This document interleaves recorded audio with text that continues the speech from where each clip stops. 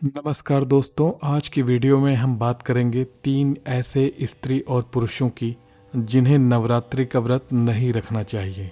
इससे माता रानी उन पर क्रोधित हो जाती हैं। मान्यता के अनुसार नवरात्रि के ये 9 दिन बहुत ही शुभ होते हैं और ऐसे में व्रत रखने से मनुष्य की सभी मनोकामनाएं पूरी होती हैं और व्रत रखने वालों को विशेष फलों की प्राप्ति भी होती है। कहा जाता है कि जो भी नवरात्रों में उपवास करता है उस पर माँ दुर्गा की विशेष कृपा होती है। इसके साथ ही उसके पास सुख, शांति व समृद्धि आती है। नवरात्रि के ये 9 दिन बहुत ही पवित्र होते हैं, इसलिए इनमें व्रत रखने से तन, मन और आत्मा की शुद्धि होती है। कहा जाता है कि जो भी भक्त नवरात्रि का व्रत रखते हैं उन्हें मृत्यु के बाद उत्तम लोक की प्राप्ति होती है। नवरात्रि के पावन अवसर पर माँ दुर्गा को प्रसन्न करके उनका आशीर्वाद प्राप्त करने के लिए ये समय सर्वोपरि है, क्योंकि ये समय अति उत्तम और बहुत ही विशेष माना गया है। लेकिन क्या आप जानते हैं कि कुछ ऐसे भी स्त्री और पुरुष होते हैं जिन्हें इस व्रत को नहीं रखना चाहिए और अच्छा है कि वे इस व्रत और पूजा पाठ से दूर रहें। मान्यताओं के अनुसार आज हम जिन स्त्री और पुरुषों के बारे में बात करने वाले हैं उन्हें नवरात्रि के व्रत से हमेशा दूर रहना चाहिए, नहीं तो माता रानी उनसे क्रोधित हो सकती हैं और उनके साथ कुछ बुरा भी हो सकता है। तो आइए जान लेते हैं। तो दोस्तों, इसमें पहले नंबर पे आते हैं वे स्त्री और पुरुष जिन्होंने अपने पति या पत्नी को त्याग दिया है। शास्त्रों के अनुसार अपने पति या पत्नी को त्याग देने वाले स्त्री और पुरुष नवरात्रि का व्रत कभी ना रखें। ऐसा करने से देवी माता उनसे प्रसन्न नहीं होती। आपकी जानकारी के लिए बता दें कि विवाह 2 हृदयों का बंधन है, जिस बंधन में आजीवन रहना होता है, न कि अलग अलग। माता रानी टूटे हुए जोड़ों को स्वीकार नहीं करती। टूटे हुए जोड़ों का व्रत रखना, पूजा पाठ करना शुभ नहीं माना गया है, बल्कि माता रानी तब प्रसन्न होती हैं जब आप बंधन में हों। विशेष रूप से पति पत्नी अगर दोनों व्रत रखें और साथ में रहें तो माता रानी सबसे अधिक प्रसन्न होती हैं और उन दोनों को वरदान देती हैं। इसलिए आप दोनों लोगों को मिलकर ही पूजा पाठ करना चाहिए, ना कि अलग अलग रहकर। दोस्तों, दूसरे नंबर पे ऐसे स्त्री पुरुष आते हैं जो कि व्यभिचारी हैं।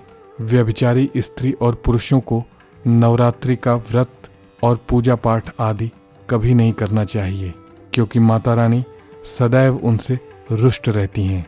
जब व्यक्ति की शरीर की पवित्रता खत्म हो जाती है तब वो मैला ही नहीं बल्कि पापी भी कहलाता है। इसलिए व्यभिचारी स्त्री और पुरुषों की पूजा कभी सफल नहीं हो सकती। ऐसे लोग व्रत आदि भी न रखें तो उनके लिए बेहतर होगा। तीसरे नंबर पे आते हैं ऐसे स्त्री और पुरुष जिन्हें कोई घातक बीमारी हो। दोस्तों, अगर आपको कोई घातक बीमारी है तो भी आप इस व्रत को ना रखें। उदाहरण के तौर पर यदि आपको शुगर हो, दिल की बीमारी हो, शरीर में अत्यधिक कमजोरी हो, चक्कर आते हो, आपको ब्लड प्रेशर आपका बढ़ जाता हो, शरीर में लगातार दर्द होता हो या इसी तरह की कोई समस्या हो, तो आप ये व्रत कभी ना रखें, नहीं तो आपके साथ बुरा भी हो सकता है। इसलिए सावधान रहें। इसी के साथ अगर आप किसी भी व्रत को दिखावे के तौर पर अपनाते हैं तो शास्त्रों के अनुसार इसे घोर पाप माना गया है। ऐसा करने से आप देवी देवताओं का मजाक ही नहीं उड़ाते, बल्कि आप पाप के भागीदार भी बनते हैं। देवी माँ ऐसे लोगों से कदापि प्रसन्न नहीं होती, बल्कि उन्हें इसका दंड देती हैं। इन सब के साथ ही दोस्तों, कुछ ऐसे काम भी हैं जो नवरात्रि के दौरान आपको कदापि नहीं करना चाहिए। इसमें पहले नंबर पे आता है गाली देना। दोस्तों, अगर आपको बार बार गाली देने की आदत है तो आप जितना जल्दी हो सकें इस आदत को छोड़ दें। अगर माता रानी को प्रसन्न करना है और व्रत व पूजा पाठ करना है तो अपनी जिह्वा से मीठे बोल ही बोलें। अधिक से अधिक ज़्यादा कड़वे बोल माता सरस्वती का अपमान होता है और आप भी उसके लिए पाप के भागीदार बन सकते हैं। इसलिए गाली देने की आदत तुरंत छोड़ दें। इसके अलावा नवरात्रि में सफ़ेद वस्त्र पहनकर शादीशुदा महिलाओं को पूजा पाठ नहीं करना चाहिए और इसके साथ ही उन्हें काले रंग के वस्त्र पहनकर भी पूजा नहीं करनी चाहिए। इससे पूजा, व्रत इत्यादि खंडित हो जाते हैं। माता की चौकी जब आप लगाएं तो उसके नीचे कागज नहीं लगाना चाहिए और माता की चौकी हमेशा लाल वस्त्र बिछाकर ही बनानी चाहिए। इसके साथ ही आपको ये भी ध्यान देना चाहिए कि नवरात्रि के पूजा के दौरान आपके घर में माता रानी की 2 या 3 मूर्तियां या उनकी तस्वीरें नहीं होनी चाहिए। शास्त्रों में बताया जाता है कि घर में माता रानी की 2 या 3 मूर्तियां या फोटो कदापि नहीं होनी चाहिए।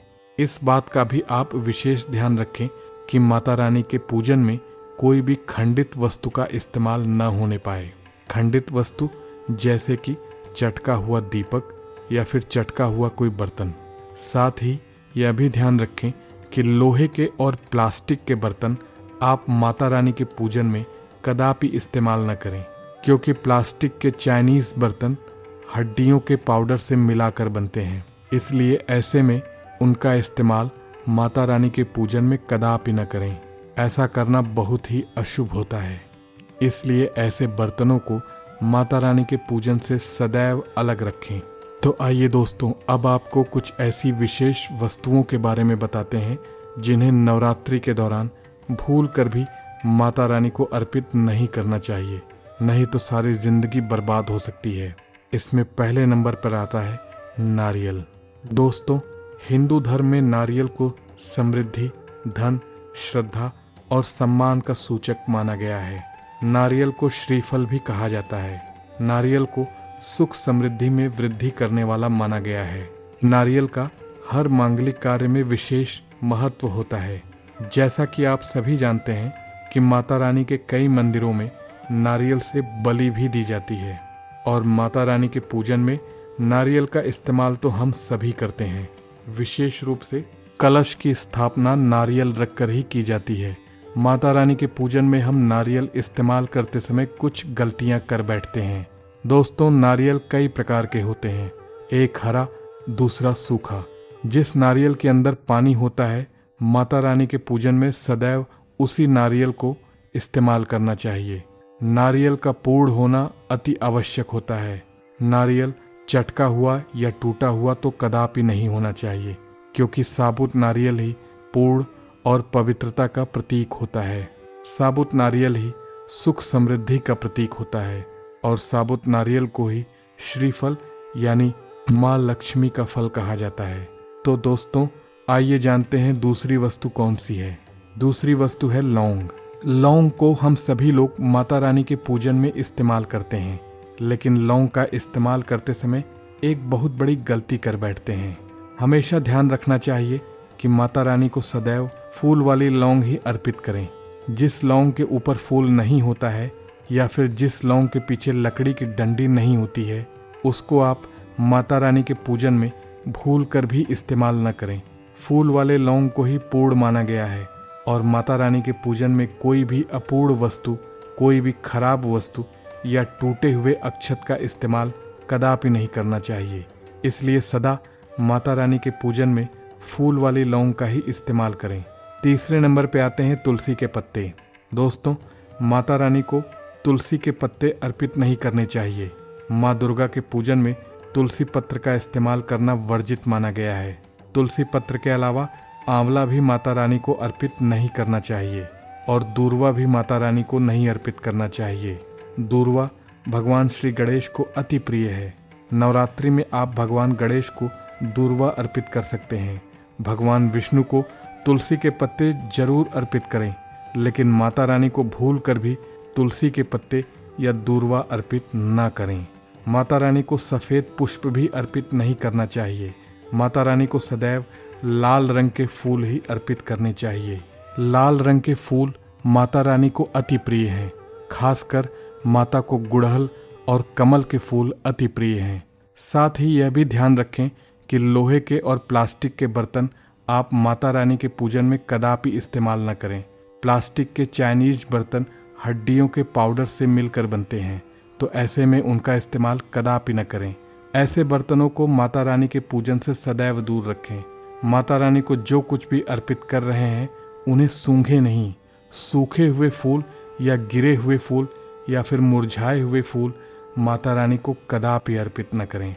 अगर आपको वीडियो पसंद आई हो तो लाइक करें और शेयर करें और साथ ही इस चैनल को सब्सक्राइब करें।